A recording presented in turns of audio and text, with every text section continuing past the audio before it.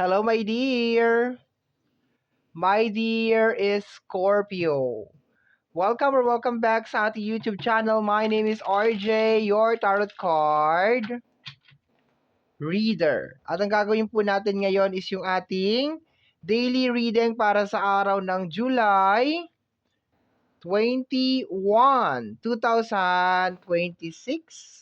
Titingnan po natin kung ano mga eksena, kaganapan at kung ano-ano pa na maaari mong makasalubong sa araw na ito. Pero before po tayo mag-proceed sa ating reading, gusto ko po kunin itong pagkakataon na ito na makapagpasalamat. Maraming salamat po sa ating mga abangers, sa mga walang sawang naghihintay at nag-aabang ng kanilang mga readings. Thank you very much. Gusto ko rin pong pasalamatan yung ating mga bagong subscribers. Hello my dear, welcome po sa ating channel. I hope na mag-enjoy po kayo dito at sana yung mga readings na ginagawa ko ay nakakatulong po sa inyo or nakakatulong po sa ating lahat. Good morning! Kung hindi naman umaga, magandang tanghali, magandang hapon, and then magandang gabi. Ikaw po ay aking binabati. Okay, so paliwanag ko lang my dear yung ating reading kung paano siya nagwo-work para po nakakasunod ang lahat. Okay lang po ba? I hope okay lang. Para naman kayo may choice. Wala naman kayong choice kung hindi pakinggan talaga kung ano yung sasabihin ko. Okay. My dear, paliwanag ko lang ha. So, sa bawat set, kukuha tayo ng tagdadalawang card, okay? Una, kukunin natin yung energy of the day. Pangalawa is, hindi ko pa ito napagpapalit, pero dapat pagpapalitin ko yan. Saan mo dapat saan mo dapat ilagay yung energy mo ngayong araw na ito? And then, saan mo dapat hindi ilagay yung energy mo ngayong araw na ito? Titingnan din natin yung energy ng iyong money and career. And then, sisilipin din natin yung energy ng iyong LOVE, love, or yung iyong connection area. Okay? So, ganun po yung format natin para nakakasunod po ang lahat. Okay, shuffle natin ulit to. Siguro mga 3 beses pa. Kumusta naman po ang lahat? I hope na nasa mabuting kalagayan po ang each and everyone out there. Okay na to. Okay, cut na natin into 3. And let's start your reading. Wala tayong bottom deck of the card ngayon, no? Wala tayo or mas kilala sa bottom deck of the card or the hidden message. Okay, wala tayo nun. Okay, first card natin is gusto nating malaman kung anong energy. Energy of the day. July 21, 2026 para sa iyo, my dear Scorpio. Ano ang energy ngayong araw na to? We have here the energy of the Knight of Pentacles and the 7 of Wands. Okay, ang una kong na-receive, my dear, is temptation. No, napakaraming temptation ngayong araw na to. And kinakailangan mong i-embody si 7 of Wands. Okay, kinakailangan mong paglabanan itong mga temptation na to, my dear. And you need to be mindful. You need to be cautious. Tama ba ako? Cautious, di ba? Sa mga decision mo na may kinalaman sa usapin ng pinansyal, okay? Matuto kang magsabi ng no ngayong araw na ito and maging maingat ka sa mga decision making na gagawin mo, my dear, sa araw na ito, okay? Possible din na mabagal ang pasok ng pera ngayong araw na ito if just in case, my dear, you are expecting some explosion, pasabog, or any surprise na may kinalaman sa usapin ng pinansyal. Or let us say, mabagal yung flow. Okay, so hindi makakatulong, my dear, na medyo i-pressure mo yung usapin ng pinansyal ngayong araw na ito. Pero be careful ka, my dear, ngayong araw na to sa mga spending, sa paglalabas ng pera, sa mga manghihiram, 'di ba? Hindi maganda tong araw na to ngayon para sa mga ganyan-ganyan, my dear, na energy ha. So be careful, be careful. Okay. So next card natin is saan mo dapat ilagay yung energy mo ngayong araw na ito. Okay? We have here the energy of the 5 of Pentacles, okay? And the 9 of Pentacles, okay. Minsan kasi, my dear, alam mo ang totoo, my dear, we are in control with our money. Pero minsan kasi sa sobrang saya natin minsan, 'di ba, 'pag meron tayong pera, "Hala, sige may pera ako ngayon." 'Di ba yung gano'n, 'di ba? And we forgot na bago na naman tayo sumahod o bago na naman tayo kumita or bago na naman tayo alam mo yun, bago na naman natin mahawakan 'tong ganitong amount ng pera is it will take time. So, ngayong araw na 'to, my dear, kung saan mo dapat ilagay ang focus mo is more on the mga unhealthy habit, okay? Kasi ang naglalabas ng unhealthy habit is si Nine of Pentacles. Although maganda talaga may si Nine of Pentacles kasi yung partner niya is si Five of Pentacles, which is may kinalaman sa usapin ng kahirapan. So opposite silang dalawa, my dear. So ngayong araw na to, I think you need to analyze na parang meron ka ring mga ginagawa, and you are in control of your money, my dear. Ikaw ang nasusunod dapat sa usapin ng pinansyal. Dapat alam mo kung saan mo yan dadalhin, and siguro yung pagiging mindful, my dear, na dapat pinapahalagahan talaga natin yung mga pinaghirapan natin. Okay? So, doon ka daw dapat mag-focus ngayon, my dear. Okay? So, matuto muna, my dear, na 'di ba, higpit-higpit ng sinturon. Okay? So, dapat doon mo nilalagay yung iyong pera. And winarningan ka na rin, my dear, sa overall na energy. Kasi itong overall na energy ng araw na to, my dear, hahatakin ka nito. Hahatakin kang gumastos, hahatakin kang bumili, hahatakin kang maglabas ng pera. So, pag mindful ka, okay, na meron tayong mga action na mali, teka lang ha, I will be back. Kasi yung candle na yun mukhang magra-rest and peace. Okay, ayusin ko lang, okay lang po ba? Okay, I will be back. Nababothered ako. And I am back. Ayan na siya, nagsa-shine bright like a diamond na siya ulit. Okay, naayos ko na. So, yun nga, minsan nasa atin talaga ang problema. Ano ba? Ah. Anyway, continue na tayo. Basta meron pang isa over here. Okay? Let us proceed. Next card natin is, saan mo dapat ilagay ang energy mo?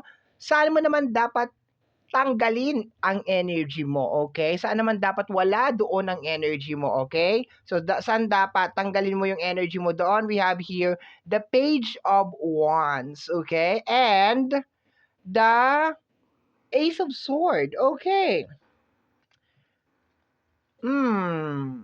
Dapat wala yung energy mo dito, okay? I think yung yung nilalagay mo yung energy mo na parang mabilisan, yung hindi ka nag-iisip kung ano yung consequence, okay, yun ang nakukuha ko dito. Kasi Page of Wands is energy of action yan. Normally, that is energy of fresh start, new beginnings, kung ano-ano mga ganyan na may kinalaman sa bago na energy, okay, so on and so forth. And we have here the energy of the Ace of Sword, okay? Ang Ace of Sword is energy ng blessing or parang knowledge. Okay, yun ang tingin ko sa kanya. Pero at the same time, sacrifice, I think parang dapat wala yung energy mo dito or kailangan mo siyang tanggalin dito, my dear. Okay? So, kailangan mong tanggalin yung energy mo dito. Dapat wala dito yung energy mo. So, ibig sabihin, dapat wala yung energy mo dito. Saan dapat wala, doon yung energy mo. So, ano nangyayari dito? Ito kasi parang impulsive na energy 'to, eh. So, dapat iwasan mo 'tong gawin 'tong bagay na 'to. Dapat maging mindful ka sa mga action, sa consequence of your action. Okay, yun siya na bawat action na gagawin natin meron talaga siyang consequence, okay? So, malakas kasi yung temptation, my dear, ngayong araw na ito, okay? So, I think kung magiging aware ka lang talaga, my dear, kung ano yung mga magiging consequence of your action, magiging okay tayo. Wala tayong masyadong magiging problema along the way, okay? So, tingnan natin. Talaga natsugi talaga siya, oh. Natsugi talaga siya, dear. Okay, okay lang yan. That's the main reason kung bakit sila dalawa. Para pag namatay yung isa, okay lang yung isa. Okay? So, let's go tayo, my dear, sa energy ng money and career. Okay? We have here the energy of the Three of Cups and the energy of the Seven of Cups. Grabe! Ang Seven of Cups is energy of illusion. And ito namang energy, my dear, ng Three of Cups is more on, sabihin natin siguro party-party, okay? So, maging mindful ka talaga, my dear, sa mga pagkakagastusan ngayong araw na 'to kasi grabe talaga yung energy. Grabe talaga yung attract talaga na parang gusto mong gumastos ngayong araw na ito, okay? O kailangan mo talaga mag-stop, look, and listen bago ka talaga gumastos today. Okay ba yon? Kasi ang daming distraction, no? Sa usapin to ng ano, ng money and career. So parang napakarami mong gustong gawin ngayong araw na ito. Alam mo, wala namang problema dito, my dear. Ang mahirap lang dito, kung you have the capacity to do this, tapos hindi ka aware kung ano yung mga possible na maging consequence. So dapat lagi talaga tayong aware. At saka yung awareness, oh yes, yung awareness talaga, my dear, na alam mo yun, yung pera na meron ka ngayon, my dear, is possible na matagal na naman bago ka na naman ulit magkaroon ng ganyan. So you need to take good care of it. Okay. Tingnan natin sa energy ng LOVE love. We have here the energy of the world card and the energy of the two of wands. Okay. Meron din yung iba sa inyo kinakailangan ng i-close yung chapter ng relationship sa energy ng world card. May nai-stuck sa inyo. Okay? May nai-stuck. Pumapasok ngayon na energy, my dear, is possible na hindi mo kayang takpan yung isang problema ng isa pang problema. Yun ang pumapasok dito sa akin. Kumbaga parang kung nai-stress ka sa usapin ng love or sa area ng connection, hindi mo puwedeng takpan yun ng kabibili ng mga material or ng pagkain or kung ano man, nandun pa rin talaga siya. Kumbaga parang hindi mo siya puwedeng takpan ng parang temporary relief, parang gano'n. So, as much as possible, kung kunyari heartbroken ka today, so I think it's more on like i-dedicate mo 'tong araw na ito para i-acknowledge talaga na parang, "Okey, nangyari na 'tong bagay na 'to. So anong kailangan kong gawin to make myself better?" Kinakailangan hindi bitter ha, better ha. Magkaiba yung bitter sa better, okay? So, kung papaano ka magiging mas okay, my dear Scorpio, kung papaano ka hindi madadala nitong kasi temptation, eh, ang daming temptation ngayong araw na 'to. Mostly may kinalaman talaga sa usapin ng pinansyal and kailangan nating hanapin kung ano yung nagiging dahilan kung bakit ka nagiging impulsive or nagiging padalos-dalos, my dear, sa mga decision mo, okay? And based dito sa reading, probably baka hindi ka masyadong nag-iisip kung ano yung magiging consequence of your action, okay? So, dito sa usapin ng love, connection, okay, family, friends, and relationship is welcome, possible, my dear, na meron kang isarado na mga chapter ngayong araw na ito. Paki-analyze lang baka nagko-cause na yan ng mga unhealthy actions sa'yo, unhealthy thoughts, unhealthy behavior, my dear. So, paki-double check ngayong araw na 'to, my dear, para hindi naman lalong lumala, my dear, yung problema. Kasi kung ang mga action natin is being dictate or nadidiktahan, my dear, ng ating emotion kasi broken-hearted tayo or stressed tayo, possible na magkaroon yun, my dear, ayun, kung yun ang nagda-drive or yun ang nagiging ano ha, nagmamaneho, my dear, ng action natin, possible na magkaroon pa na mas bigger na problema in the near future.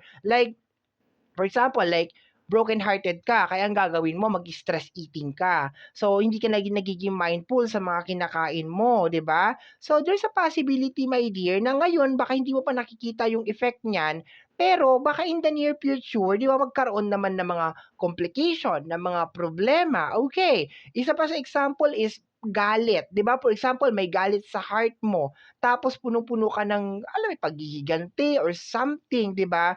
Malay mo mag-weekend naman yung heart mo, 'di ba? Magkaroon ka naman ng heart attack, 'di ba? Or probably baka makagawa ka ng mga action na baka hindi na siya kayang i-reverse, 'di ba? Hindi na siya kayang i-reverse. No, nang dahil ang nagmamaneho, my dear, ng life mo as of this moment is itong area ng love na kinakailangan siyang i-close, okay? Kasi ang close is ang world card is energy of close or completion. And nandito ka medyo sa energy ng two of wands, so parang kinakailangan mo mag-decide. You need to decide, my dear. So I will say, my dear, na piliin mo ang sarili mo. 'di ba? Piliin mo ang sarili mo, my dear, and sabi nga dito, be mindful of your action, okay? And at the same time, stay away talaga sa temptation sa usapin ng pinansyal. Ayan oh, may mga party-party dito, my dear. Baka gusto mong lumabas, gusto mong gumastos, gusto mong uminom.